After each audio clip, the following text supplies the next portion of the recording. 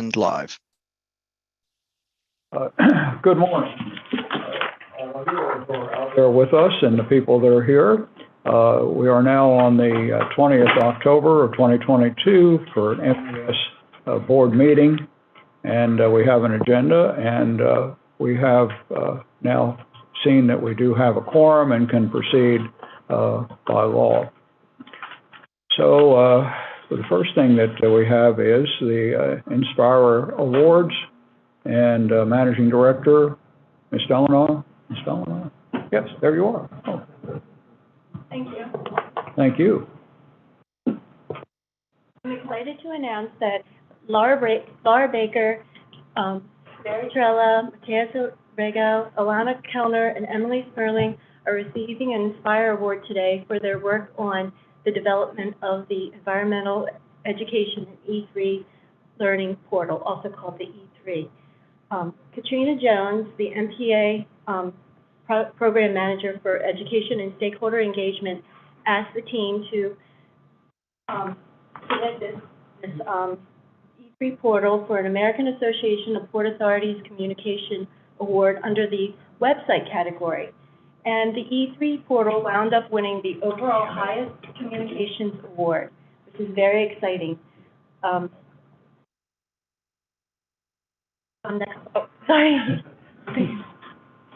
During the pandemic, the environmental education team saw that there was a need to create some type of learning system so that teachers could reach their students remotely. And they also needed to do the same for themselves as they had challenges of how to take their in-person learning program from the thousands of students and adults every year that they reach and make them remotely. And out of this need, the team created the E3 portal. And as you see here, the E3 portal features a lesson library of 20 virtual programs that can be sorted by grade. There's also some virtual games and lesson topics that are shown here, and the team will continue to develop new topics and learning resources for teachers, even though most schools are in. Katrina Jones, who really wanted to be here today to thank the team, was unable to make it, but she asked that I read this. So, Dr. Glass and Judge Smolkin, thanks for allowing the statement to be presented today. To Laura, Emily, Alana, Matthias, and Mary, congratulations to the Port of Baltimore Environmental Education Team at Maryland Environmental Service for receiving the well-deserved Inspire Award. This has been an exceptional year for this team, first for the Youth Birding Week and now the E3 portal. I'm happy to know that you are being recognized by leadership and your peers at MES for the great work you do. I'm even more excited that this work will now has now received national recognition from the American Association of Port Authorities with the Lighthouse Award for Communications Excellence. Now the world knows what I've known all along: this team rocks. Every opportunity I get, I tell people about the stellar environmental education program the Port of Baltimore has because of the awesome work this team does. You have risen to every challenge thrown at your way and found creative ways to stay relevant and engaging, and even during the pandemic was no exception for this team. For this award, I feel it's fitting to give special recognition to Mary Trella for the creation of the E3 portal. Mary, you are awesome. Thank you for making the effort to learn about the coding, website design, and functionality that makes this a great, interactive, engaging, and informative education tool. Thank you are two small words for enormous gratitude.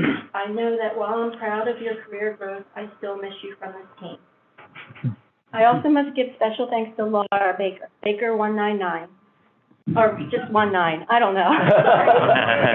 For the many years of steadfast leadership she has poured into the environmental education program. You've laid the foundation upon which all successes in environmental education are built, even the ones that have gone unnoted. Thank you. The members of this team have taken the idea that was planted years ago about teaching students and adults about the Port of Baltimore, environmental stewardship, and conservation, and has grown into an exceptional program that has exceeded the expectations of many. While I can't be there in person to celebrate you, please know that you are getting this honor makes my heart sing.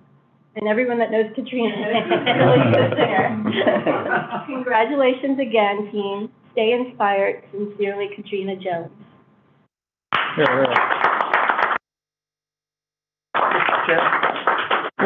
Have we disseminated this to the school systems in the state? You got the State Board of Education, and you got all 24 boards of education. I mean, Laura, you can speak to how much this E3 portal reaches. It's been distributed on a county level, and that's taken it to a state level yet. Well, this, all of the school systems are looking for ways to extend the classroom, and want to make sure that this gets disseminated. Emily, Alana, and Matthias are getting ready to go to an elementary school in Dundalk Oh, good. this afternoon. As soon as-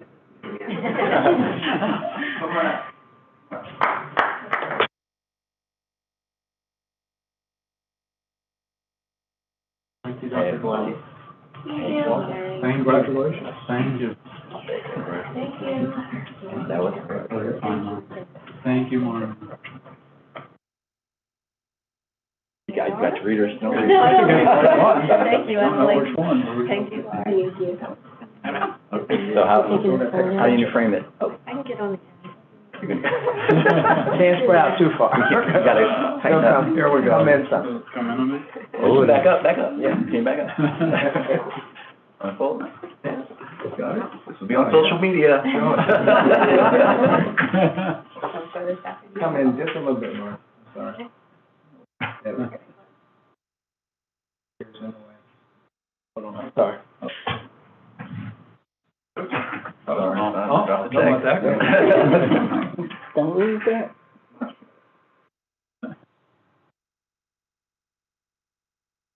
Yep, congratulations.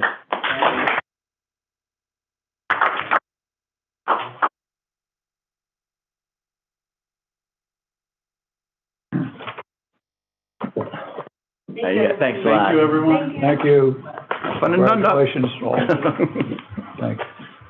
Very nice things you had to say, I must say. It was very nice. And they deserve it. Take the time. Yeah, absolutely. Now we're going to hear from Mr. Patel, our financial chief, talking about the FY '22 audit permit. So the audit, RSM is gonna present in a brief, so. Yes. You are the Are there? No, it's, person who brings them in. okay, there.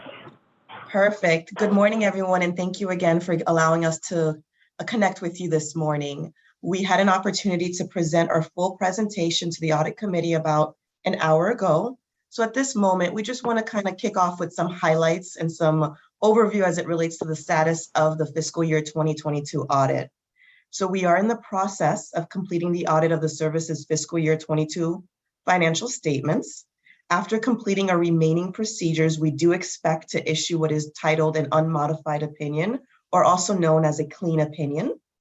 We have a few key items still open to finalize, such as finalizing our review of GASB 87 leases. This is a new GASB that was implemented by the service in the current year. Actually, all governments are going through this process right now. So any year of implementation, there's just a little bit more scrutiny as it relates to the proper accounting of that particular standard. We're also in the process of completing our OPEB actuarial reviews. Essentially, for your plan, you utilize a specialist to come up with that liability.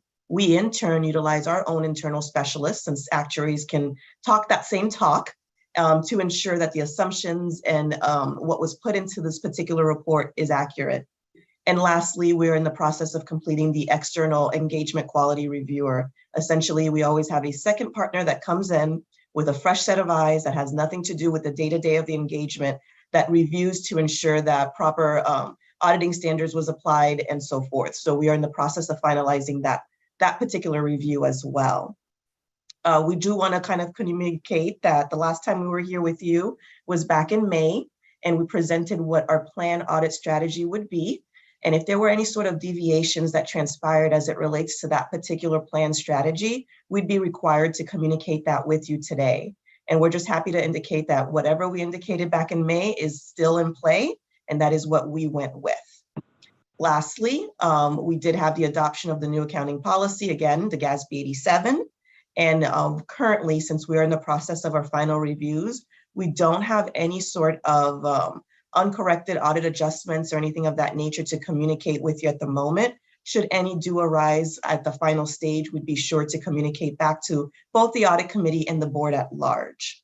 So that really is an executive summary overall that we wanted to provide. I'm not sure if there's anything further to dive into, but we again did meet with the audit committee earlier with the full presentation.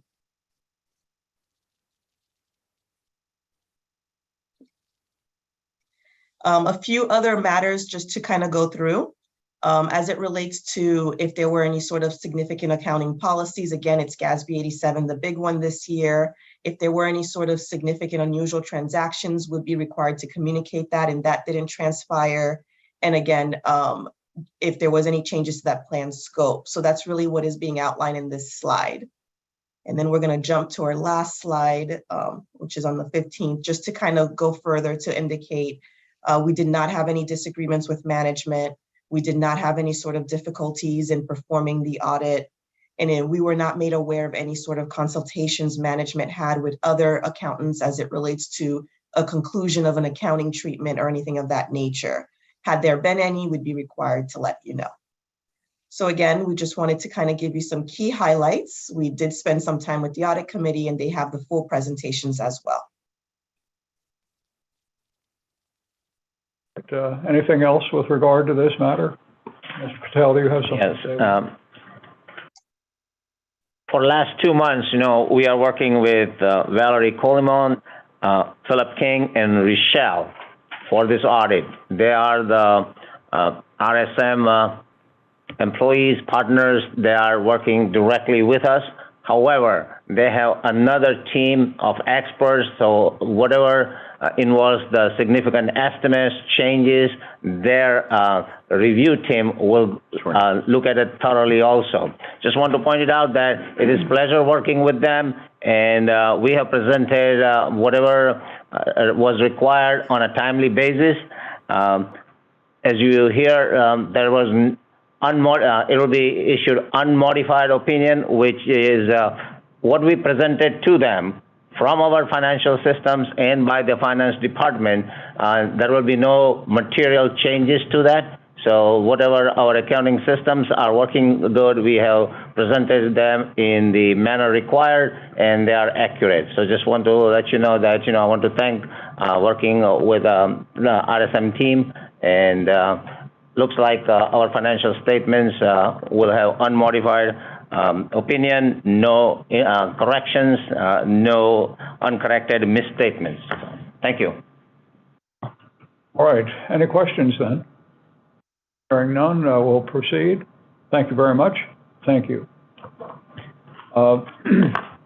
There's a matter of on October 10th, 2022, just a couple of weeks ago,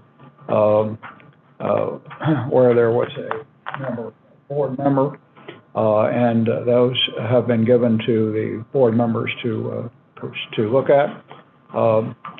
And as we know at this level, Robert rules do not require any kind of specific requirement, simply to ask if there are any people in board where there are any objections, corrections, or discussion in this matter. If not, it'll be proceeded, and we'll go ahead to the next matter, which is to talk from Glass. He's right next to me. Our executive director. Sir. Thank you, Judge Mulkin. Yes, sir. Good morning, everyone. So this that's the credit card statement? Yes. So I had no purchase card. Neither myself nor Deputy Furketic has any purchase card reimbursements, but so you can see this is from process last month. However, some of those events occurred all the way in August, but it just takes time for our expense reimbursements to work their way through our system, even when we submit them through policy within the 30 days. Actually, it's a 30-day policy on now for receipt reimbursement. So, Deputy Frederick and I both attended the Tri-Association Conference and MACO, as well as a site visit to the Eastern Correctional Institution that I performed. And so those are meal expenses separate from meals that were taken in at the conference. So we do take advantage of the meals that we pay for by registering for those conferences. And that's it. I do want to mention that, you know, for MACO and MML particularly, they are a part of a growth sponsorship program. We are sponsors of MACO and MML, and they are the budget for the hotel stays, just so it's clear. You know, my stay at University of Maryland Eastern Shore, because they have a nice conference center and you can stay in their hotel, it's $100.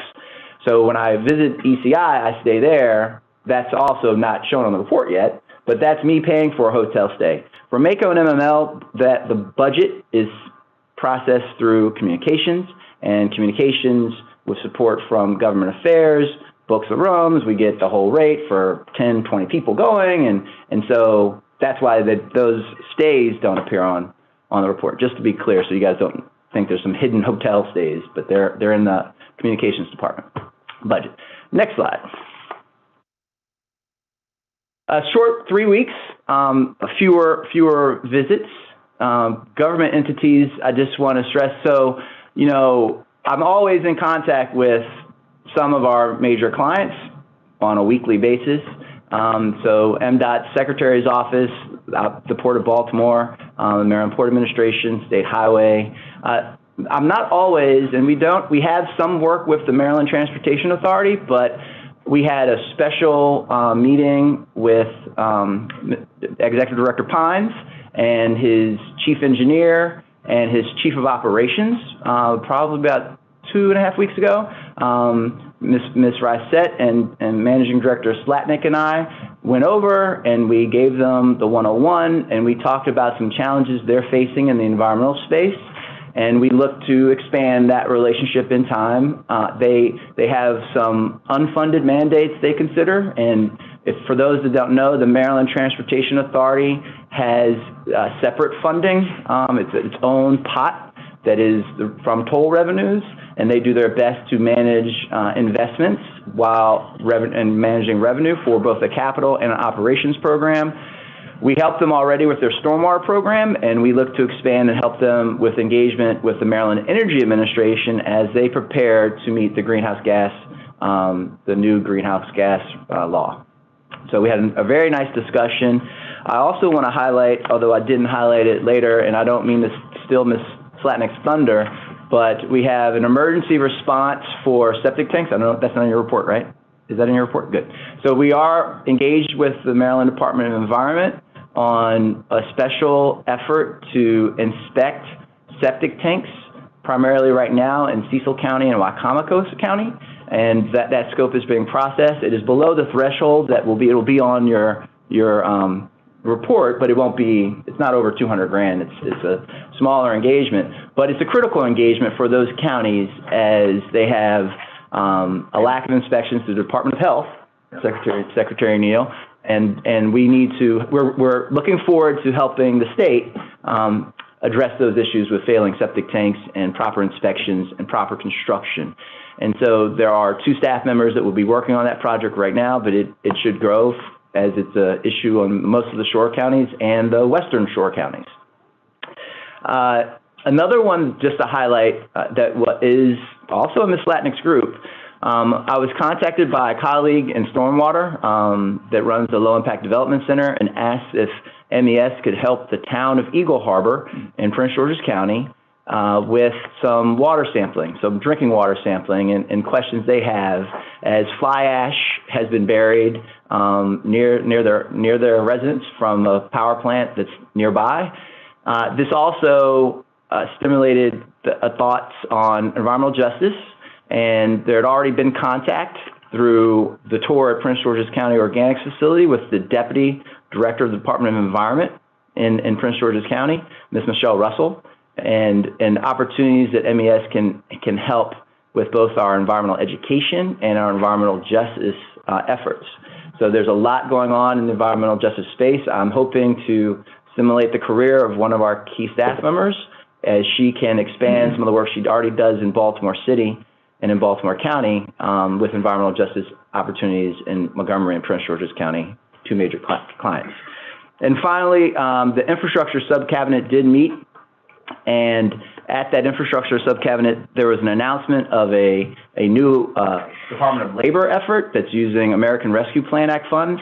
I did ask to try to represent MES if we would have access to those funds, and the answer was no, but there is now a $10,000 per employee grant for very similar work to the work that we do for operators, for construction workers, for electricians and mechanics. And so hopefully there will be a program rolled out for state agencies at a later date if people recognize the vacancy issues that we too have, as well as construction workers on state projects. So MDOT and Department of Labor were partners, and the governor made an announcement, and the infrastructure sub-cabinet worked through that effort and gave feedback as it was developed. So, and yesterday we had McKim & Creed, an A&E firm that came and presented to Water and Wastewater. They are really based in southern states. They do have a new Maryland representative, and we hope to engage with them on bidding on projects. Next slide. So it was a great tour.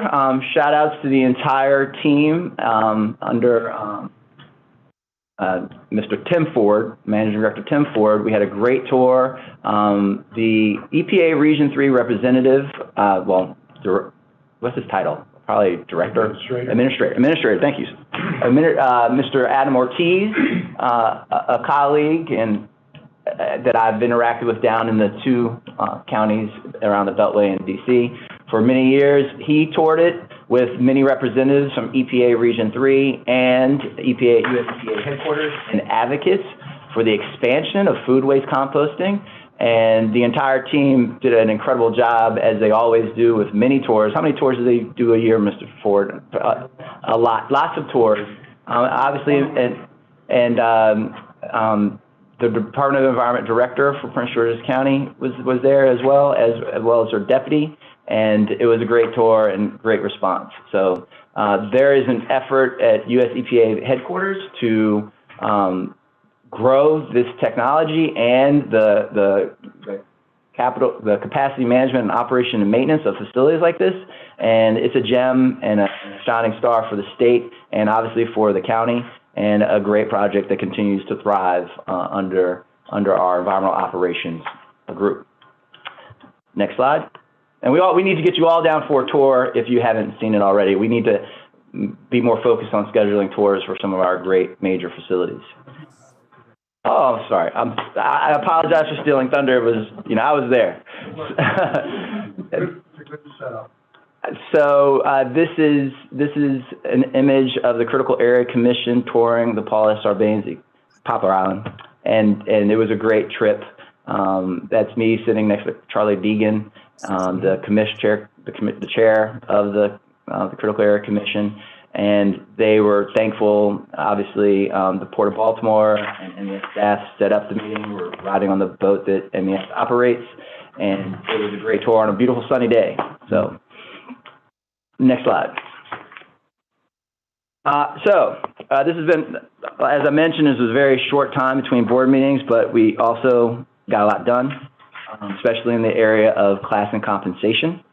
I won't steal the thunder of reports you'll hear later, but there are a couple of comments I'd like to make. And I'd like to give thanks to Mr. King, Mr. Patel, Mr. Barzil, Mr. Rubio, and Ms. Brent for their heavy lifting over the last month, 6 weeks, as this came to our awareness and we began to act on it.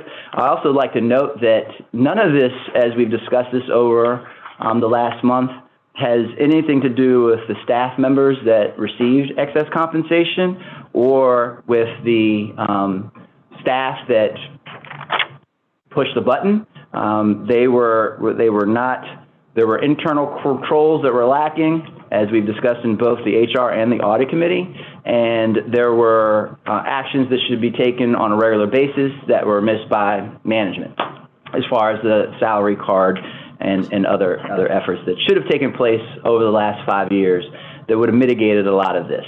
So, in addition, I can't not thank Ms. Condra, our internal auditor, for her performance and the assurances she provided to executive management as we have worked through finding a solution and a path forward with these issues. So thanks to Ms. Condra again, and as she presented to the audit committee earlier.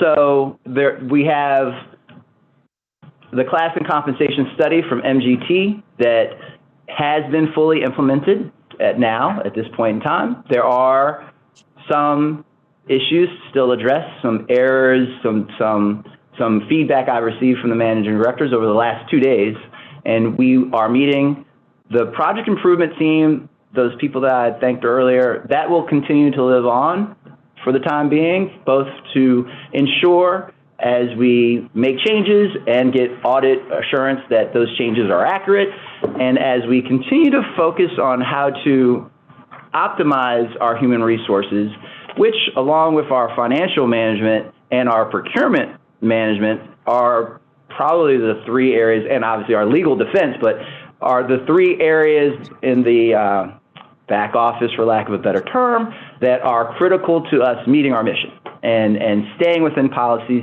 Most of the policies for the agencies are in those 3 categories, and we need to just maintain our vigilance with confirming that our policies are up to date and that all of our policies are being managed properly and are in compliance. Salary compliance is key. The last thing, continuing on, again, this is all, you're going to hear other parts of this today as we recap the committee meetings, but I also want to stress thanks to everyone in MES for their work and filling our vacancies. We have a new low number, and we have continued lowering of and increasing our rate of replacement. So people still leave. This is still a dynamic time in our economy, but we are above the outflow. So for those who know mass balance, our inflow is greater than our outflow, or for financial folks. And that's key to having a decrease in our vacancy rate. And everyone is working hard, and we are streamlining that on a weekly basis. And the managing directors are remaining vigilant and report on every Monday their progress or lack thereof, which mainly there's been progress. So in September, we had 17 new hires, we had 10 promotions, and we had 11 terminations for various reasons. So we had a net gain of 6 employees. And where our number is now, we're having this point where we're going to get to a diminishing return, or we're going to get closer and closer to the natural rate of in and out. So it's going to be harder and harder. The low-lying fruit, I'm getting all these analogies today. The low-lying fruit will already have been garnered, but the tougher to fill positions that we have challenges with and that have a higher turnover rate will be the challenges of us getting to that low point, that asymptote on the bottom. So 6 of the terminations were resignations. That's people leaving by choice, obviously. And 1 was a retirement. And you reached a certain age and you've got all the resources together that you need. You don't hold people back from retiring. But we are doing very well. The observation we made, and that should have been clear over the last several months, is that there's a challenge with mechanics, electricians, equipment operators, and drivers with commercial driving license, CDLs. So when you look at our data as is presented, when I look at every one of our positions that's not filled, those are the 4 remaining categories. We've done some great work with the board has done great work with operators in training and water and wastewater operators that's driving those numbers coming down, and has done great work now as of last month with the environmental specialist series. So I'm going to the well again and forming a process improvement team made up of managing directors led by Ms. Latnick. She gets the nod this time to lead that effort, but we'll be starting next week. at brainstorming and finding a way to either create a training program similar to our OIT program for mechanics and electricians, to continue to find the sources and to evaluate, because of the compensation for those categories in the open market. That is why we both have lost and have had a hard time recruiting for some of those positions. There are changes that I feel like I'm lecturing again, but anyway, there are changes that are in place that hopefully the changes you've made, that the HR committee is recommending, and that the governor put forward with the COLA, hopefully those are all meant to mitigate the problems. But we will continue to evaluate, and that process improvement team, that project improvement team will be implemented next week. And with that, I'll stop talking too much, Judge. Well, yeah. This emanated largely because of the school bus shortage, drivers and whatnot, but a lot of transportation companies are offering free CDL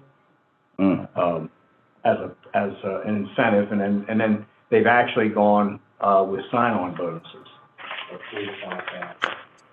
So something you ought to add to your list, because that's what the market's doing. That's what the school systems are trying very hard to get enough bus drivers to transport the little darlings to and from school. So that's what we're sort of up against.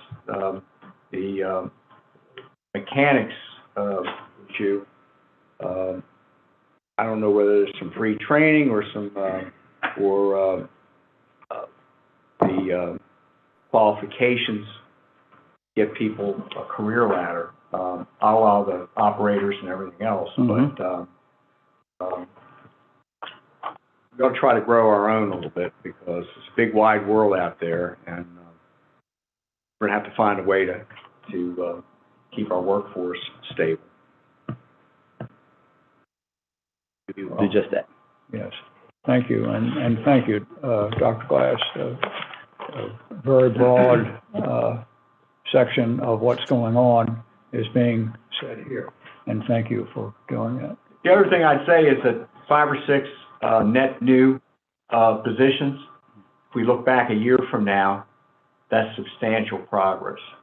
I mean, you know, you've got 50 or 60 or 70 more employees, particularly ones that generate revenue. It'll make a big difference. Thanks. Okay. I'm sorry. I thought I was done talking, but we had an incredible celebration. You can see Managing Director Patel right there in front, leading the way. His rhythm is gonna get you. And you see to the right, you see me with Mr. Lipinski. There was no. We all rotated partners, so there was, as we had our sexual harassment training the other day. We know, but we had a great time. We streamed throughout the state, and we honored both our National Hispanic Heritage Month activities, but also our health and wellness. And you would be surprised, an hour of salsa and rumba that you add some steps on. So we wish we'd had more, but we had enough for our capacity with all of the groups represented, and it was a fun time. So I hope everyone enjoyed. If you did not see it, if any staff are out there, please have a laugh at some of your leaders, some of your leadership dancing, and it was fun. So particularly everyone is enjoying watching Mr. Lipinski dance. I hear as the rumor goes on. Mr. Ford chickened out. I think he took a purposeful vacation during the day, but again, Mr. King and Mr. Patel, they led the way for the managing directors. So anyway, thanks a lot. I think that was the last slide. And nobody got hurt? No injuries. No workplace injuries to report. At a whole hour, you know. No workplace. Good. Thank you. I think that one ought to go put on the wall somewhere. Somewhere on the wall. I think some of them realized that they need to get in shape. And who's going to teach them? The dancing, but now it's fine. He was fine. He did like. Okay.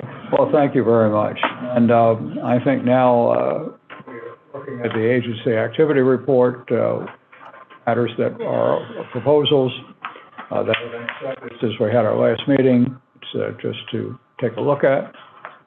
Any questions that anyone here, let me know. Some time.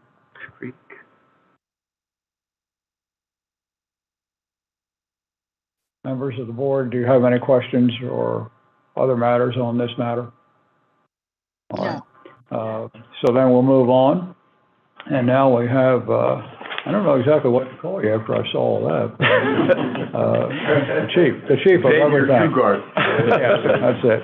Our financial whiz person. Yeah. So, as you can see on this labor sales, which is the most important factor for us, which is where we get the overhead recovery to pay the overhead expenses, fringe recovery to pay the fringe expenses. If you just take a glance at it, it looks like all the bars are even, and it is just a slight difference. The blue bars is the actual of fiscal year 23. The red bars is budgeted fiscal year 23, and the green bars are actual fiscal year 22. So at this point, after 3 months in first quarter, it is my pleasure to report that our billable labor is $365,000 more in fiscal year 23. Of course, now we have a target of 4% more than the previous year. It is $53,000 more than the budgeted for fiscal year 23. So we had a fiscal year 22, then we have a budget of 4% more than that, and we are bidding in both the categories. So some of the groups are having more billable labor. Some of the groups are having slightly less billable labor, but the billable labor is very good, and we are in a great position. Now, you hear about the stock markets going up and down, the talk of the recession, inflation, all that combined. Considering all that, I think for the rest of the year, I'm pretty confident MES will be in good position to meet our targets or exceed it. Next slide, please. So here we are presenting what is the budget for the full year, broken down into different categories, and what is our full year estimate based on the 3 months of financial results.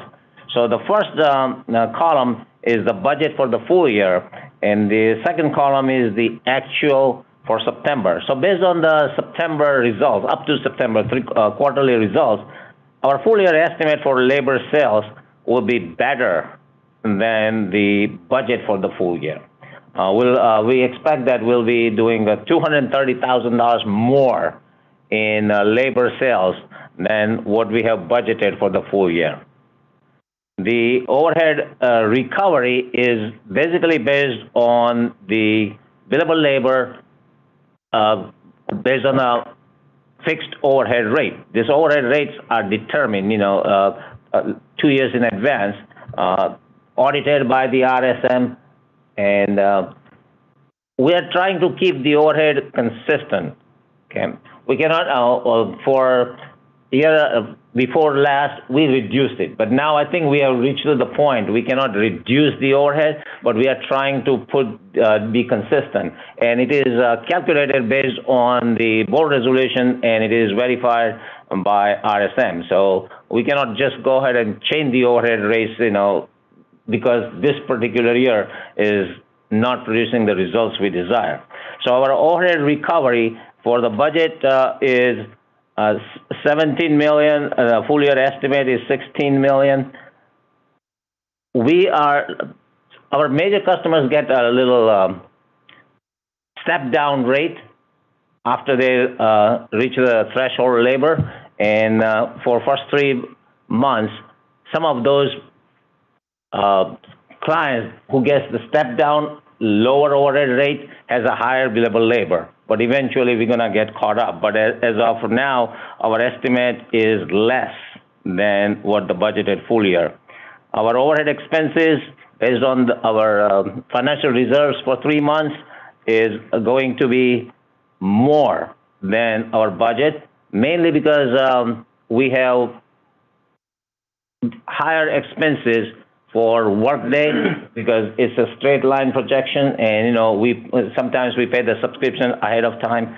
So but overall, the total overhead variance, we're gonna be having 77,000 more over at the end of the fiscal year projection. The fringe recovery, the fringe benefits, it is usually we don't plan we're gonna have any excess. It may work out that sometimes you have 100,000 here or 100,000 lost. So the fringe is also in line. The working capital recovery, we're gonna have better than the projections. The working capital recovery is strictly based on billable labor. So the billable labor goes up, the working capital. If they have advances, then we don't charge the working capital, but many of the projects do not have advances. So the working capital will be better than the budget also. The project variances is not a significant difference. We have budgeted 200,000. We project $236,000. One good part about it is the interest income, is doing much better than what we projected. So interest rates are going up, and we are very aggressive in reviewing our cash balances every day, not every day, but every couple of days, and then invest in whatever short-term investments we can get. So we are estimated the $3.2 million in increase in net assets. At this point, our projection are that we'll do $3.6 million. So we are doing almost close to $400,000 better than what we expected. And of course, we are focusing on increasing billable labor, and we are managing our overhead expenses very well. But we are keeping in mind that we are providing the training, whatever is necessary from the overhead, and we try to stay. Not only this year, because the overhead rate was determined previously, but we want to be consistent going forward also, that our overhead rate are not increased significantly for one year over the other year. Any questions on this? And the last slide we have is we are comparing actual as of September 2022, which is this fiscal year, versus the last fiscal year. And if you look at the overhead recovery this is used for the projection going forward, and the labor sales are 4.59% over the last year. The overhead recovery is 5% over. The overhead expenses are much more than the last year because of, I think, as I mentioned, the payment of workday, which is a good subscription price ahead of time. There are some positions that are filled in the overhead, so those overhead expenses are more.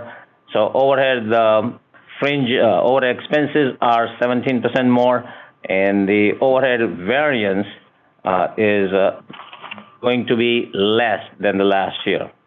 Our fringe, as I say, is going to be insignificant, and the overall, the increase in net assets as of September is $1,100,000. Last year it was $1,375,000, and there is a increase.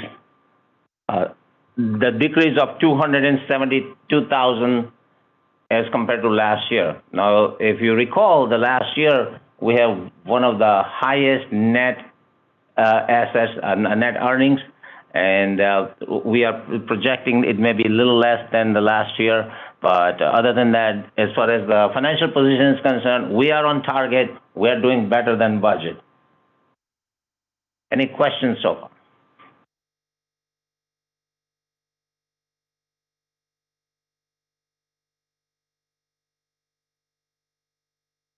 Anyone else? No? Okay. Thank you, sir, as always.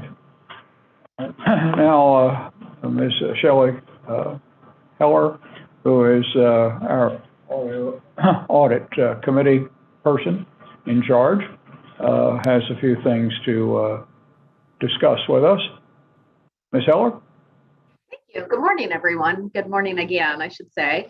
We did meet this morning at 8:30 and we went over several items. The first of which is we heard the RSM preliminary report on the FY22 audit, much the same as you heard earlier this morning. And then we heard from Ms. Condra on the internal auditor report. They've been very busy working on a couple of items, and I say they, but I mean her. However, as of yesterday, she did get a new employee, so we will probably be hearing a little bit more about Alex McGinnity in the future as well. So they're going to be working together. We had some audit updates. The first was something that is nearing conclusion, the Hartford site management audit. And the next is the upcoming audit, which is the contractor MBE SBR waiver process.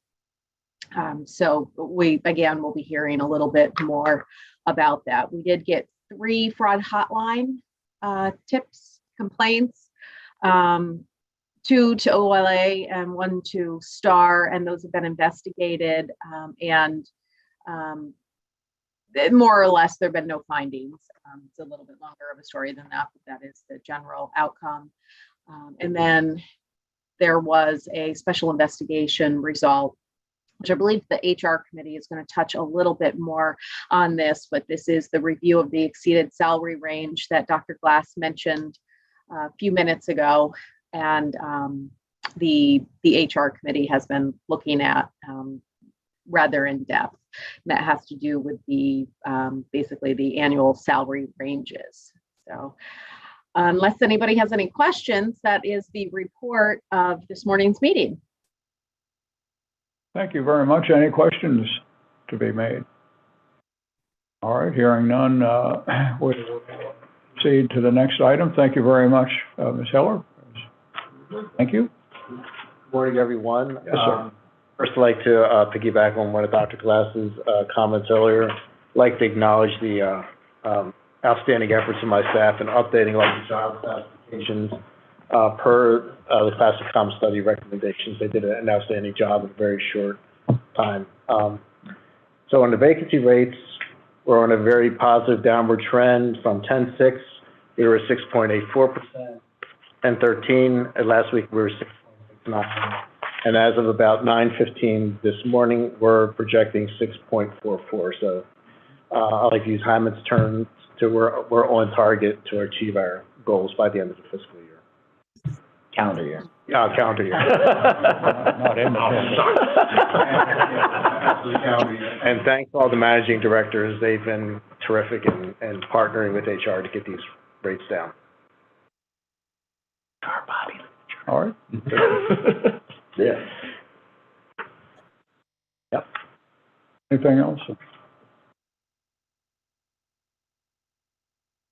I just like to, for the chart for the engineers, Yeah, you know, we are actually below 12 months ago. So we've lived the experience of the economy with vacancy rate going up, but we're doing everything we can to continue to drive that down and meet the best goal of 5% vacancy by the end of this calendar year, and then maintain it for the rest of the fiscal year, which should continue to aid revenue growth. All right. Anything else, Mr. Borson? Yes, sir. All right. Thank you, sir. Now, we advance to Ms. Wang, who is our Human Resources Committee person, and she has a number of matters to us as members of the board. So if you're ready, ma'am. Yes, I am, Judge. Can everyone hear me? Thank you. Absolutely. Okay. Thank you.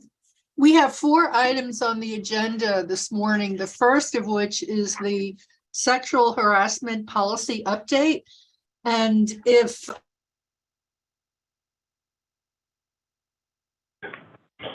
Security. Hello? We've lost. Muted. Can Anybody read Can that? everyone hear me? I'm sorry. There you go. Okay, I'm Yeah. sorry. Now, I Yeah, thought I had definitely. unmuted myself. We have 4 items on the agenda. The first one is with regard to the sexual harassment policy. And I know that every single board member has thoroughly reviewed this update. We had our training the other day on Tuesday. I know that, so at this point, during our Human Resources Committee meeting that we held on Tuesday, the 18th, the updated policy was approved as a recommendation to the board to adopt this policy. I don't know whether we need any further description on it. I don't know whether Carla Loving is present to perhaps give an overview. Does the board feel that it needs more of an overview on the updates?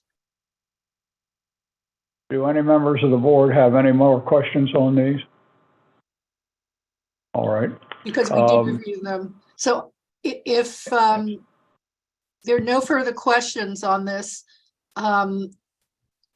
we would need a motion, a second, and a vote on the board's adoption of this updated policy. All right. Is there a member of the board who wishes to make a motion on this? So moved. Any second? I'll Second. Second, it's been seconded. Any other matters, any other questions? All right, all those in favor, please raise your hand, say aye. Aye. Aye. Aye. Any opposed? None having been opposed, this is to be put into the record. All right. I think we go to the next madam. Yes. Next madam. Well, same madam, different I'll be thing. next. I'll go next. The next item on the agenda is with regard to the cost of living adjustment increase. I'll defer to Mr. Patel to provide the board with an update on this matter. Oh, thank you. Yes, I'll be glad to provide a little more detail on that one. So Governor Larry Hogan recently announced that all employees across state government will receive 4.5% cost of living increase effective November 1, 2022. Mainly it is to enhance the recruitment for the statewide workforce and retention of that workforce. So in light of that announcement, Maryland Environmental Services employees have done excellent work in operating all facilities and serve our clients and the citizens of Maryland. In appreciation for the dedication and hard work of MES employees, taking into consideration the rising cost of living, and to provide 4.5% COLA increase similar to the other state employees. The memo included in your package is from Dr. Glass. So MES, Dr. Glass is asking for recommendation for the same 4.5% increase for the MES employees. There are There's been a motion. So moved. I don't think we've gotten there quite yet. Yeah. The treasurer wants to move. We're following the state proposal is what we're hearing, right? correct. Okay. Only thing is, the difference is that since we do the billing and our workday billing works like whatever the rate is on the last day of the billing period, that is the rate charged to our customers. So for MES, it'll be becoming effective November the 2nd, because November 1st is the pay ending date, and if we give the raise on November the 1st, then our clients will be charged for that entire 2-week period at a higher rate. So the main difference is that MES's rate will be November the 2nd. Now, and there were some limitations also. Yes, so I thought they were fast. So I'll go with some limitations, and I'll just quickly read those limitations. Employees whose salary after 4.5% COLA will exceed the maximum allowable salary for that grade will receive salary increase up to the maximum salary for that grade. Employees whose salary is at the maximum or above for that grade will not receive any salary increase. And this salary increase will not be applicable to the executive director and deputy director of the Maryland Environmental Service at this time. Thank you. Fine. So unless there are any other questions at this point, we would need a motion and a second to have the board consider it and approve this COLA adjustment. Move approval, Mr. Chairman. I'll second. Anyone else wish to comment? All right. Therefore, anyone who wishes to approve this, please raise your hand, say aye. Aye. Aye. Aye. Aye. All right. If there are none objecting, therefore, this is an approved matter. The, All right. We have another matter on the salary card adjustments. thank you, Judge. The next two matters relate to the MES salary card update, as well as salary grade compliance, which are somewhat interrelated. So I'll defer to Dr. Glass to adjust that, if you may, Dr. Glass. And this, Thank you, Ms. Wong. yeah, and these will not require any motions. So the salary card update, this is a 10% adjustment. Since November of 2017, MES has not adjusted the salary card. In the class and compensation study, only grade 1 was adjusted. In the interim, the state minimum wage went to $15.80 when MES and the MGT card had moved it to $15. So the 10% adjustment is also in line with the state's adjustments to the state schedule of approximately 10% since FY 2018. So in essence, over the last 5 years, the management neglect, MES did not adjust the card in line with COLAs for the state or performance-based compensation. Moving forward, MES will make sure to inform the board and make requests for adjustments to the card on a regular pace with performance-based compensation and cost of living adjustments, as discussed in the HR committee. For this issue, this salary card update, MES does need the board to vote and approve to execute it completely. But the next issue it does not. All right. Anything on this matter from any of the members of the board? If you're ready for a motion, I'll make it. Yes, sir. So moved. So moved. I'll second it. Anyone else having any questions? If not, please, if you are going to take it in, raise your hand, say aye. Aye. Aye. And all have been in favor, none has not, therefore it is approved as well. All right, let's see here. Judge, Dr. Glass also has to continue with the salary card compliance issues. So, thank you, Ms. Wong. So Secretary Neal just asked me about we're doing these actions. These are all mitigating actions to 66 employees prior to the action that you just took being in excess of their salary range. So now that the board has voted for the COLA and the board has voted to adjust the cards, those numbers will change as soon as we get to work this afternoon. And those numbers, I do not have the final numbers because we did not work on the final analysis until the board voted, but they will be largely mitigated to no more than 20 people being above the maximum. Estimated approximation.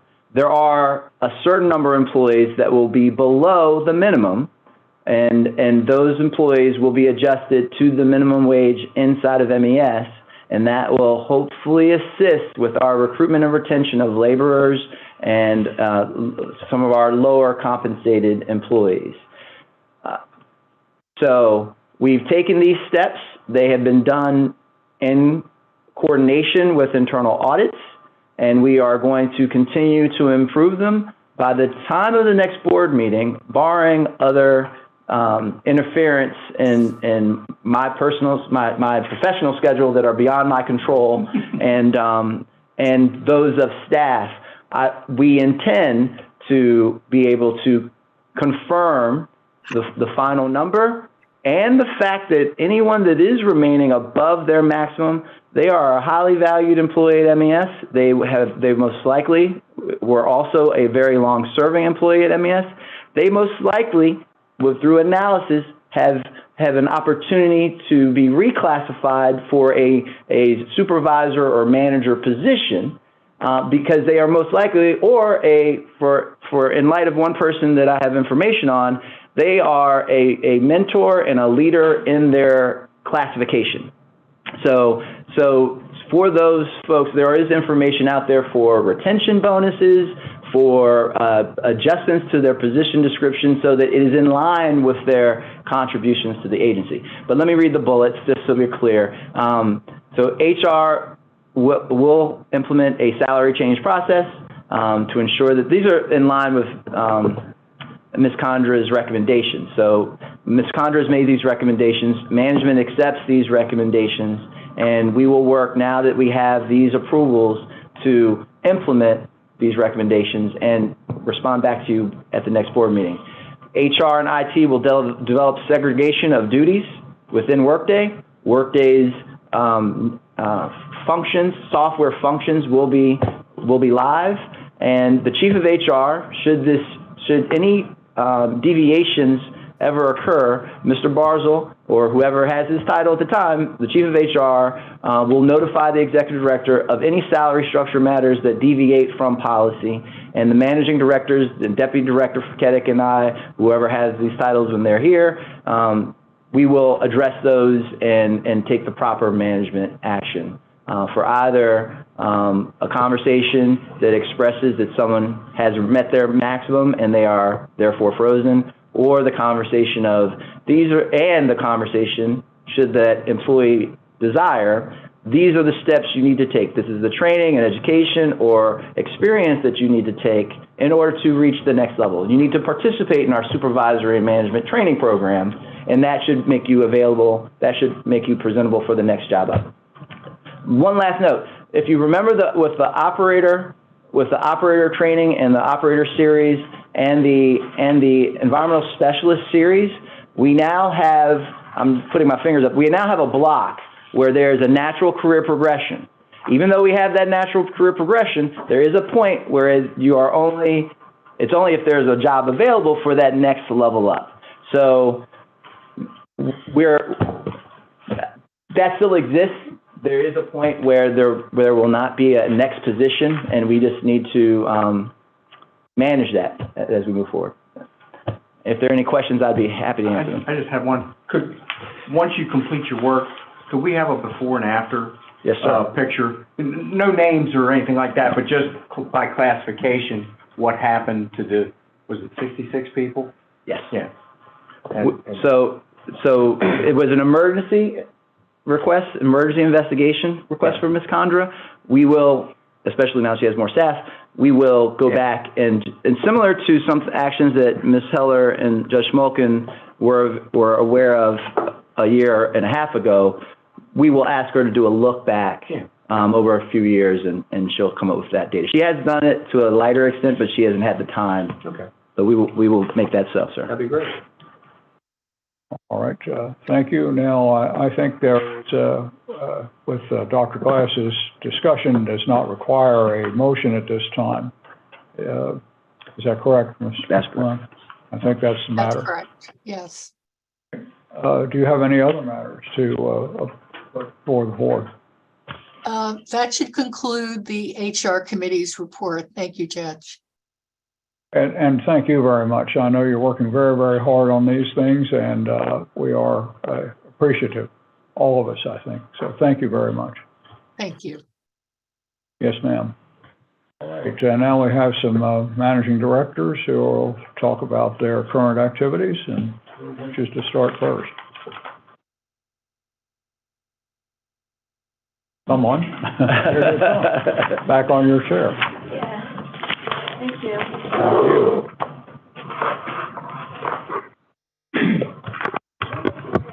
Day project today. Thank you. Business development. The Day Island Ecosystem Restoration Project is a $4 billion beneficial use project in western Dorchester County. It's a cost-share project between the U.S. Army Corps of Engineers and MDOT MPA at a rate of 55 the Corps and 35 MDOT MPA. It entails two project sites, Barren Island and James Island, where we'll restore over 2,000 acres of island habitat and wetlands using dredged material. With the Poplar Island, when that project has reached capacity, probably in 2032, James Island will be needed to provide capacity for dredged material going forward after Poplar is filled. Overall, the project will provide 90 to 95 million cubic yards of capacity for dredged material, and that'll probably last about 30 years. Put our watch on it. Somebody else will have to worry about that. Yeah, no one here. The grandparents. Barren Island is the first restoration effort, and it'll include the installation of sills and breakwaters to protect the remnant island and some of the SAVs, the submerged aquatic vegetation bed. It also provides 72 acres of island habitat that will be 100% wetland. December, the U.S. Army Corps of Engineers awarded a contract of $43.1 million for the Phase 1 of Barren Island, which will include construction of those sills and breakwaters. Phase 2 includes dredging unsuitable soft foundation material and replacing it with suitable material for construction and placement of the northeast sills and creation of a bird island habitat and construction of the combining dikes around the wetland footprint. And then Phase 3 will actually be the dredging of a local federal navigation channel and creating those wetlands. James Island will be the next project, and that's going to be the big capacity project because it'll encompass 2,072 acres of wetland habitat, which will be 55% wetland and 45% upland. Bigger than Poplar then. Yeah. Yeah. Yeah. That's why it lasts 30 years. and two projects. Well, that's just James. Yeah. And the construction for James will actually probably start in summer 2025. Terrapin program at other? Terrapin program I don't know yet. I'm sure. Probably. Makes sense. And MES supports MPA in the work in kind as part of MPA's cost share and the agreement. And we currently have a $7.87 million MOU where we provide pre-construction design support, and we're currently drafting a new MOU for construction and site development of the project. Here's listed some of the work that we do for the port on the project, but I do want to mention outreach is not part of the in-kind accepted task, but it's very important to MDOT MPA, and we provide a lot of support with attending community meetings, newsletters, tours. We even took them down to Barren Island, the Corps, and outreach material and presentations, and we provided some example project newsletters in your packet that you received. So you can see some of the neat graphics that they do. The outreach is very important. If you go back in history, Hart Miller Island had a very tortured history because community opposition sort of got ahead of the project and damn near closed up the port because we had no place to put dredge spoil. So the outreach is really very important. Yeah. And pictured here is a press event that happened on October 6th where the representatives, including Executive Director Bill Doyle, signed a rock, and that big rock is going to be put on the future restoration project, one of them. And Senator Cardin and Representative Sarbanes. Yep. Senator Van Hollen in the picture. yeah, exactly. And Colonel Pinchason, she's the Army Corps Baltimore District. Yeah, and some White House senior advisor as well. So we're very excited to be part of this project and continue on it. It's an excellent project. I also want to just mention that Kristen Fiddler, the MDOT Director for Harbor Development, his last day with MTA is Friday. And just want to thank her for her leadership and her partnership with us through very many exciting projects. Thank you. Very kind of you to say that. Thank you. All right. Next, I think we have anyone else?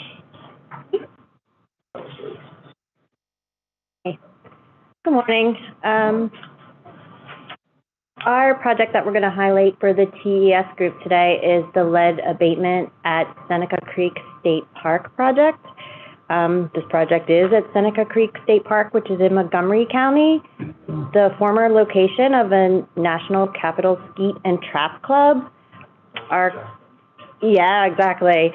Our client for this project is the Maryland Department of Natural Resources, the Park Service. The budget for this project is about $450,000, $200,000 of which is MES labor. We are getting assistance on this project from some staff in the dredging group because of their experience with remediation projects. So although it's a TES project, we are reaching over into dredging to get some help. Project just kicked off in October. It's expected to go for 3 years, project management obviously, but the main parts are the alternatives analysis, the design of the remediation, and then procurement of the remediation. That's phase 1. The actual construction of the remediation project won't be until the next phase, and that hasn't been scoped yet. So, just like you said, it was a shooting range which operated for 50 years, and then in 2003, the Potomac Riverkeeper filed a lawsuit claiming that there was lead contamination of Seneca Creek as a result of the shot that was on the property. In 2007, DNR did some soil remediation through removal, but the follow-up monitoring showed that further remediation was necessary. Didn't take care of the problem. So then MDE came in and they put together an environmental management plan, which had 8 remediation alternatives for DNR to consider. It was just 8 options. They weren't investigated. So that's where we step in. We do an analysis of each of those 8 options. We look at the cost, the logistics, the effectiveness of the options. We do an option selection, and then the design of the remediation. And that wraps up all of phase 1. So once the remediation is evaluated, selected, designed, we would then move on to phase 2, which would be the construction that we would hopefully oversee. It's just starting, and it's just a little blip. All right. Is that still in, are people still shooting there, or? It's still a park, but they just use it as a park. Club is long since gone. Yeah. They've left no address. Yes. So they can be found to have any obligations. All right. Anything else? Have anything? No? Well, thank you all. Thank you very much. Appreciate that. Next, here. Come over here. Mr. Fuller. Pam reminded me that I speak lowly and that people can't hear me, and that's the first time anybody's ever told me not to shut up. So I'll take advantage and move a little forward here so you can hear me. Especially this guy. Got to watch those lawyers. So last time I was before you, we talked about Secretary Kramer's wonderful facility, the durable medical equipment. So today I wanted to highlight another set of projects that our clients, with our support, are in the vanguard, and that is food waste diversion and how to manage those if we go to a landfill. So in May of 2021, House Bill 264, Senate Bill 483 of 2021 was passed, and that is the food waste diversion law. That law requires, initially at least, that any producer of 2 tons or more of food scraps has to divert that material to a facility if that facility is within 30 miles of its location. So that's effective on January 1st, 2024, and we currently has regulations under comment now to implement that law. And then in 2024, January 1st, 2024, that number drops to 1 ton.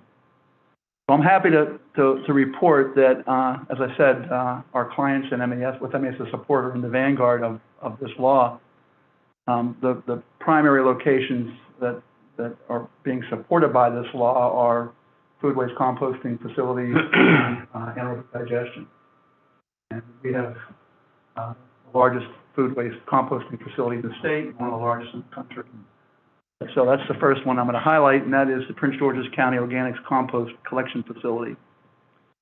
So we've operated the county composting facility since 1991. Under Adam Ortiz's direction in 2014, we piloted an on-site food composting operation using a technology by Gore, W.R. Gore company, and sold by Sustainable Generation. That pilot proved to be successful, so we progressed through to a more permanent facility that is what they can handle 30,000 tons of material per year at that site. Residents can add their household food scraps to the yard trim collections. That's the current county residential food waste collection program. So they're in the process of implementing that as well to support that site. Next slide. So they started their food scrap collections on July of 2022 with a partial rollout of commingled collection. This is the residential food waste collection. And that's basically the mecca for counties right now. It's very much in the forefront. There's a lot of counties right now looking at it. Howard County has trialed food waste collection. Montgomery County has a trial ongoing with food waste collection, but Prince George's County is the most aggressive, and they can afford the infrastructure to support it. So currently 21,000 residential households are signed up and actively composting food scraps. In the next phase, they're going to roll out 55,000 carts sometime in November, December. If you go down to the site, you see them all stacked up. They're ready to be distributed. So the county has the materials to do so. They have the support now. They've been doing the education now for quite some time. There's a voluntary program, and they intend to roll out another 55,000. Eventually, we'll go to all 120,000 residences that they collect from. Since the county rollout for curbside organics collection, the site has seen a 16% increase in tonnage coming in on Mondays. That's when the yard trim organics collection day is. So we're seeing, even with this preliminary rollout, we're seeing an increase in volume. And that's why, one of the reasons why the county built the site to begin with. So next slide. So the next I want to highlight is the Montgomery County Commercial Food Scraps Pilot Recycling Program. Before you go there, is the county linking the expansion of Brown Station landfill and as they engineered and designed it with the increase in food waste composting, or were they not? Are they kept separate? Well, the county has we helped them develop the sustainable management plan, resource recovery plan that we helped write, and that's just. The food waste collection side is one of the strategies they have to reduce the amount of volume and to extend the life of the landfill at the Brown Station Road Cemetery landfill. And the volumes, the successes that we have there certainly were accounted for in terms of the design schedule for the expansion. It's integral, and we have to have that success in order to meet the schedule for the rollout on the Brown Station Road infill project. So yes, that's tied. So before I get on to the Montgomery County Commercial Food Scraps Program, we do have just actually published it yesterday, RFP on the street to look at strategies for Montgomery County to implement some additional food scrap recycling program. Under County Executive Elrich's leadership, The county is very much interested in reducing the amount of materials that they send. In fact, he would like to close that incinerator for good. And this is one of his strategies. So another strategy that the county has with our support is a commercial food scrap pilot recycling program. And that's a really interesting program in that it's, number one, voluntary, and two, the county is providing infrastructure for commercial establishments to begin food scrap recycling with the intent of graduating those locations to a commercial food scrap collector. So the program was launched in May of 2020. The county has a staff that works with commercial businesses to both educate and train those staff, their staff, commercial entity staff, on how to go about recycling food waste scraps. And then teaching them about the composting and the compost currently. Materials, teaching the staffs there on what happens after the material is collected, and then working with them to graduate that commercial establishment to a commercial collector. So what we do for them is we actually do the collection side of it. So we have 2 trucks on the road, and their participants in the program are routed. We do the collections, and then we'll support them in both their education and their outreach as well when required or requested. Next slide. So the material currently is going to Prince George's County under an agreement between Prince George's County and Montgomery County. And over 1 million pounds of food waste have been composted under this program. They have graduated 5 partners, and there are 26 partners enrolled in that program. And again, it's innovative. There's other counties looking at that program right now. We'd be more than happy to provide them trucks to do the collection side of it as well. So those are the 2 programs I wanted to highlight. Any questions? If we see this growing more and more in the counties, how many people are we going to need here to help it going together? Because you people are going to need to do that. Correct. It depends on the size of the program in the county. For instance, Baltimore County has reached out. They're looking for some support to provide their own program. We currently have a composting program in Hartford County that we'd like to expand at some point. We're looking at a regional facility in southern Maryland as well that might make sense for the southern counties. And so if you look at what the size of our operation is at Prince George's County Organic Composting Site, 20-some people, that you can duplicate that across the state. And then, of course, we'd have to have the administrative support internally to make that work as well. Have the people. But it's very much in focus right now. There are 774,000 tons of food scraps that are generated in the state, and only 167,000 tons are recycled right now. So there's your delta is the opportunity, right? And the state's very much aware of it. Law is to promote those types of facilities, and there's certainly a great opportunity for MES since we have the most experience of anybody in the state in terms of making this happen. Right. Thank you very much. Any questions? And we're out to talking. So also collecting on, you've been told this before, but we. Oh yeah. Environmental Operations has a vehicle pickup at BWI Airport. Right. So that's another commercial program where we collect and bring it down this building. We have food waste composting in this building that's picked up on that route. And I've asked Mr. Tosi to, as he talks to other state agencies, to mention it. MDE already has a food waste composting program in their building.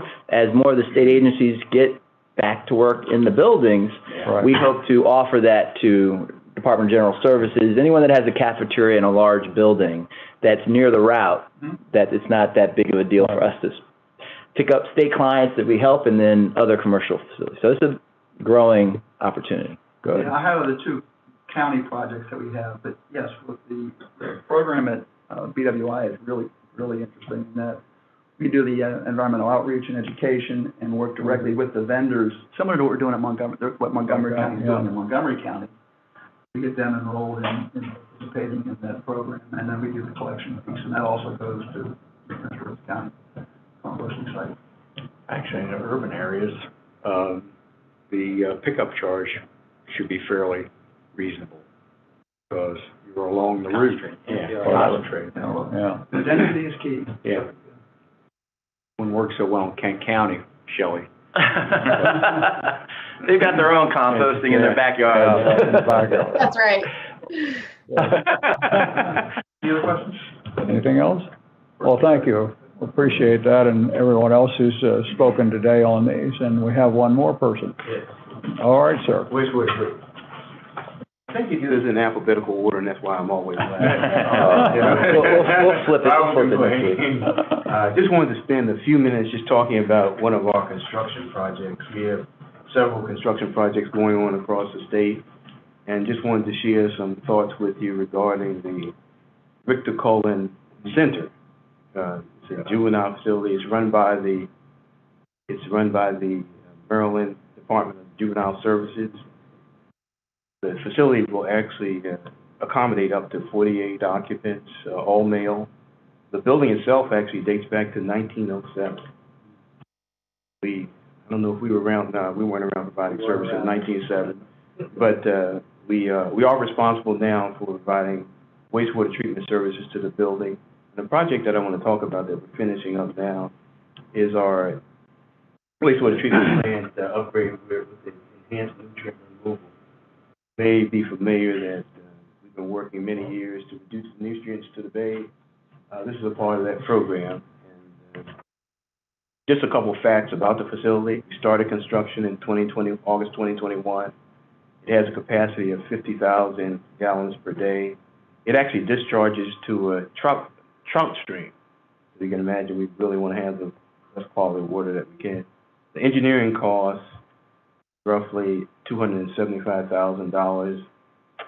Construction costs, and as I say, we're finishing up construction now, was a little over $8 million. We're 80% done, and we're estimating being complete in April of 2023.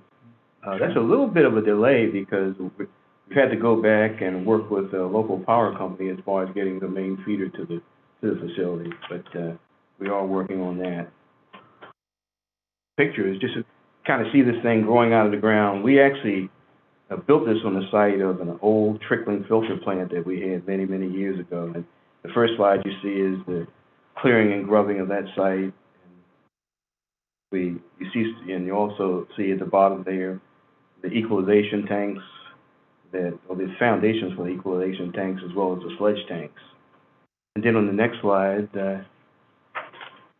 you see the process building going up and just about completed, masonry just about completed. The bioreactor for the plant was put on a crane and then swung around and set in place. That's what you see in the bottom two slides. And then finally, a couple of slides, but there's a structure over the reactor facility. We have chemical. We use a lot of chemicals in the wastewater business. We have a chemical containment room and retention pond, stormwater retention pond for the area. And then you see a night shot of the facility, the control building for the facility. I think it's a very nice facility, a very good-looking facility. But another thing that we did and we have problems with occasionally is inflow and infiltration. And basically what happens is the pipes get old, they start to leak. We have to go back and do something about that because if pipes are leaking, there's a lot more water to treat that we shouldn't really have to treat. So in this particular project, we actually lined the sewer associated with the facility. What we do is, in the upper right-hand corner, you can see a truck that looks like it has a roll on it, if you can see that. And what we do is we push that roll through the sewer, then circulate steam through it, and the roll blows up and actually forms a new lining for the sewer to prevent this inflow and infiltration. And at the bottom, you can see where, after we're done, we go in with a TV camera and make sure that our work is good. Essentially, I don't know how much you can see in the picture here, but it's essentially a new sewer without having to do a lot of excavation, by the way. So that's the advantage of this particular technique. So that's all I have. Any questions? And that's the upper left-hand is the shot of the camera. Right, that's a shot of the little robot camera. It goes through and Yeah, CCTVs. So it actually lines the. Yes, the curtain-place line. We actually had a demo of one of those cameras out in the parking lot a couple months ago. All right, thank you very much. We appreciate your comments and suggestions. Thank you. And I think next matter is going to Ms. Crosby. Good morning. Light month. Item 1 is for the water and wastewater group. It is the project of 25% to 50% sodium hydroxide for the Dundalk Marine Terminal. This is a competitively sealed bid. Contractor is Maryland Chemical Company, Inc. The amount of the contract is $210,600. There was no MBE goal set on the contract. However, Maryland Chemical is a certified MBE, so the total contract will count toward 100% of participation. Any questions from the board? Yes.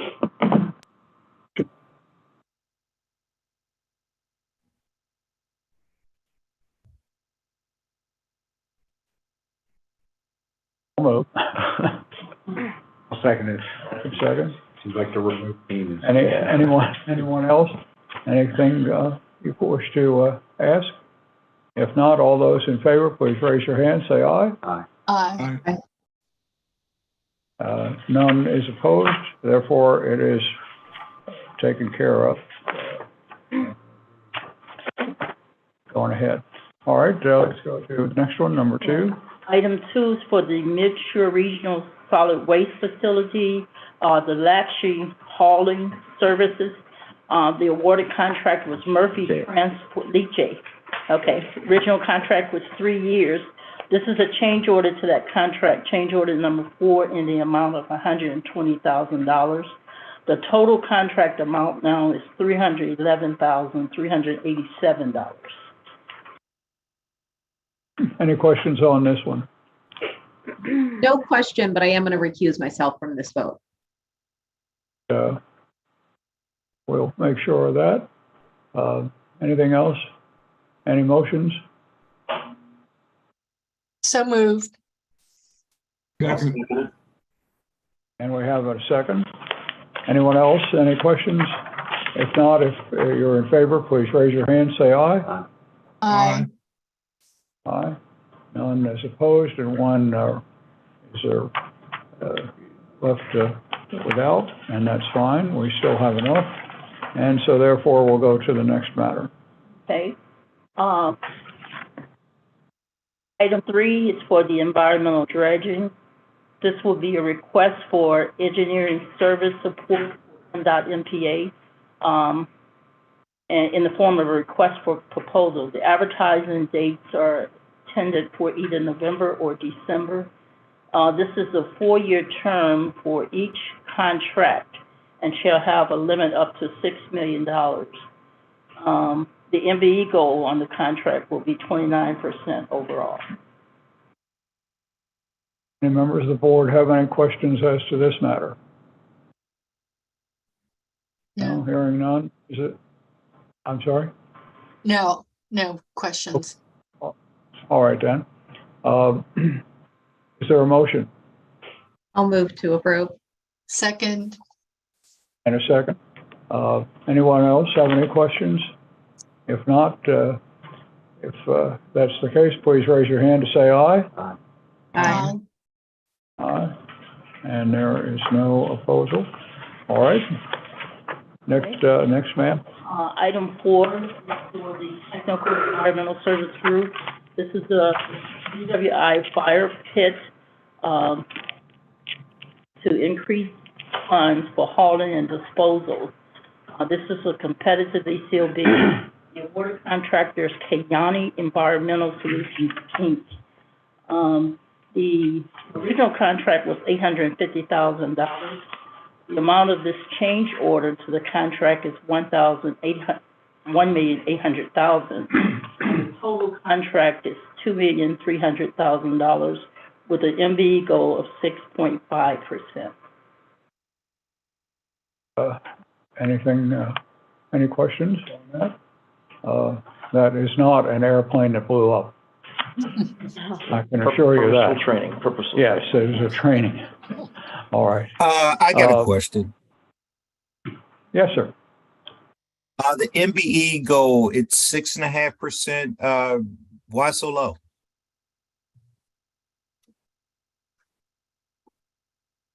Got it?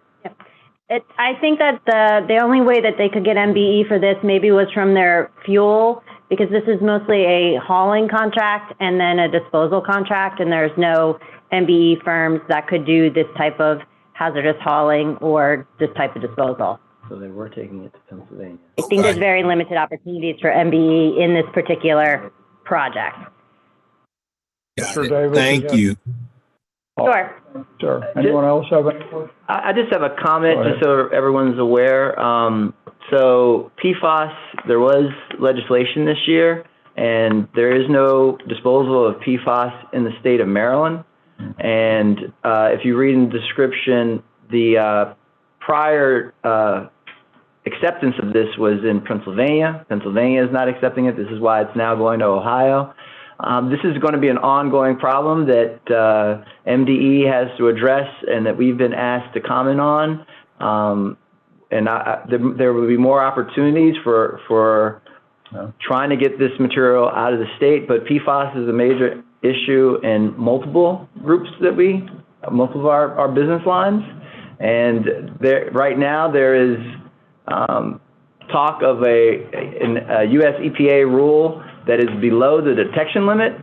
So there's questions of how will you mitigate something that you can't even measure to the depths. So PFAS is an ongoing issue. It's used in fire foams. It is being taken out of use in Maryland, and there will be legacy material that needs to be removed from the state of Maryland. So just for the board's awareness. Stuff works great on fuel fires, but it leaves an environmental problem. For eternity. For eternity. All right. Anything else on this? Any motions? Second? Else have any questions, any matters? If not, to approve, please raise your hand, say aye. Aye. Judge, this is Marion. I'm going to have to abstain from consideration. All right, there'll be a recusal then on you. And we still have a quorum so therefore we will approve. And I think that's, is that all, Ms. Crosby? That's it, right? For you? How come you don't have anything that has wheels and stuff? Always have one or the other. Some Dodge pickup trucks. You're gonna have about 5 or 10 next time? Okay, thank you very much. And next we take a look at the procurement notifications reports, which are below the 200,000 level. Comment or question? All right, hearing none, I think we proceed. And as I have it, the next is to go to Sean Coleman. My report today will actually occur after the open meeting adjourns.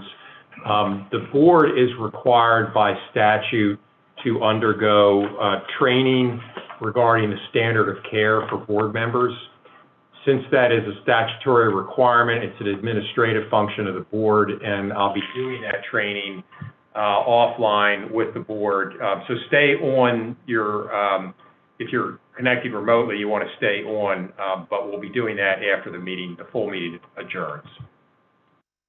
All right, thank you for, know about that. And I promise my training will be over by dinner time. That's about 12 minutes from now. Okay. Are there any other matters from any person here or on the board, or? Yes, sir. Go right ahead. So I have an update on a performance measure, so it'd be old business, that I've informed the board that we would implement. So it's a green light, yellow light, red light report on all billable positions in the organization, and actually it's for every employee that I can print this report out. It was a workday tool that was developed by IT approximately a year ago. And so we've been using this, Deputy Fekete and I particularly, and then sharing with the managing directors and finance shares it, to have another measure to track billability. Architectural engineering firms call it staff utilization rate. Other organizations call it that title. But so we created this model, and I'm just happy to report that when I pulled the report yesterday for the first quarter, there were only 9 exceptions to the model. And I haven't talked with the managing directors about those 9. Sometimes there are reasons behind those 9, but I just want to, when I started using this tool, and I'm so impressed, I continue to be impressed by MES, because I have worked other places where, I've seen executives give direction, come up with a new model, and there's a much longer time frame for implementation and acceptance of it as a tool. But the management chain here communicates so well, the staff respond, and a big shout out to Ms. Latnick and her leadership and her group for what she's accomplished in a very short amount of time, because she had no exceptions to the rule. So I just wanted to, as a piece of old business, this is a key performance indicator on staff utilization, and it is functioning very well, and I just wanted to share that publicly with the board and with the managing directors. Well, thank you. And there's also some new business having to do with 2023 and the times on which that will have, it's either in committee or MES, and you see it in there now is 2023 proposed meeting schedule. Does anyone want to comment with regard to that? Specifically, Ms. Fuller? Well, one of the things we were discussing is possibly having the committee meetings occur not on the same day as the board meetings, to give more time to process what comes out of those committee meetings. One option would be to do it the Thursday before the regularly scheduled board meetings. Another option would possibly be maybe the Monday before the meeting. We were just kind of tossing ideas out to see what the board members thought. All right, so I think it's a matter for us to consider and talk about, and we're just putting it here for the fact that we've got, two more here in 2022, so we've got to take a look at what we do in 2023. I think one of the questions that we would take a look at is that we have people coming from many places, and to get them here at 8 o'clock or 8:30 and then go on for 9:30 is somewhat difficult, especially since you'd have to move or go somewhere, like, for example, I'm 10 minutes below the Motion-Dixon line, so it takes a little while to get here. So I think that's one of the things we'll be taking a look at, to see that we, on 9:30, have 9:30. Okay? Any questions on that? Go ahead. Anything else? I would also say too, just if any of these meeting dates, they don't work, please just send me your comments, but we're open to suggestions on how you want to schedule the committee. Thank you. Our next meeting is, again, one not at the end of the but at the sort of the middle, and we'll be here on Thursday, the 17th of November, 2022 at 9:30. The reason it is early is something you probably already know and probably found out when you were a kid. Okay. Anything else on this?